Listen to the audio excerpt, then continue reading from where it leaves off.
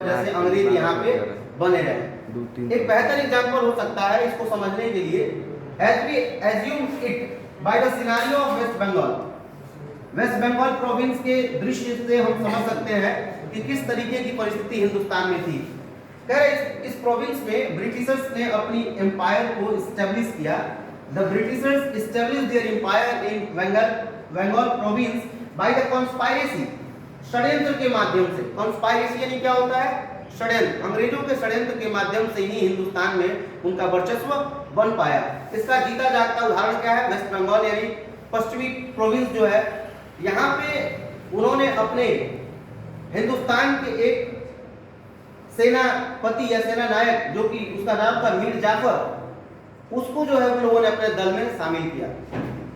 क्यों? क्योंकि उनकी जो है आर्मी बहुत कम थी, उनकी सेना की जो संख्या थी बहुत कम थी हिंदुस्तान की तुलना में, बंगाल प्रोविंस की तुलना में। बंगाल प्रोविंस के पास लगभग 18,000 सैनिकों की स्ट्रेंथ थी, 18,000, और अंग्रेजों के पास सिर्फ और सिर्फ 300 थे। तो सिंपली अगर हिंदुस्तान के जो 18,000 सैनिक थे थप्पड़ से भी मारते थे, लोगों की जो मेजोरिटी थी वो खत्म हो जाती। जो इनके अंदर एनर्जी था गुलाम बनाने का वो वही निराश हो जाते वो लोग। लेकिन हिंदुस्तान में रुपए की लालच और साम्राज्य की लालच ने मीर जाफर को इतना ग्रीडी बना दिया कि उसने अपने ही राजा के साथ फ्रॉड किया और फ्रॉड करके बंगाल प्रोविंस पे अंग्रेजों का वर्चस्व बढ़ाया। मीर जाफर ने क्या किया? Mir Jafar was head of army of Bengal province, या वहां का हेड अधिकारी था आर्मी का। इसने अपने राजा सिराजुद्दौला के साथ जो है चिट किया, और चिट करने के रूप में ग्रीड क्या थी इसकी? लालच क्या थी? कि राजा को हटा के हम खुद राजा बन जाए।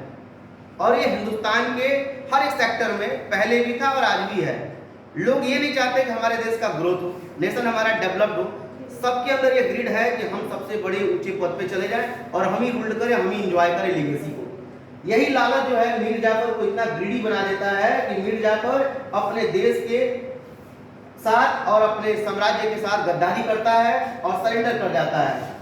वो अपने पूरे सैनिक के साथ अंग्रेजों के सामने जो है 18,000 सैनिक को लेके उनकी आर्मी के सामने सरेंडर कर जाता है और बंगाल प्रोविंस पे उस तरीके से अंग्रेजों का वर्चस्व बनता है और उनका व्यावसायिक हब बन जाता है बंगाल। ये है इंडिया की लोगों की ट्रेडिशन, ये है भारत के प्रति लोगों का प्रेम, जिसकी वजह से अंग्रेज यहाँ पे रूल कर पाए।